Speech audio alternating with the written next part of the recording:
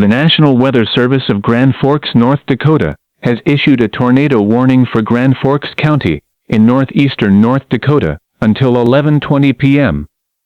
At 9:29 p.m., an EF5 tornado was located near Devil's Lake, and is rapidly moving towards Grand Forks at 47 miles per hour, over 195 to 205 miles per hour. Winds will be in effect throughout Grand Forks. If you are outside, take shelter immediately, and get to the lowest floor in your home, and protect your head from flying debris.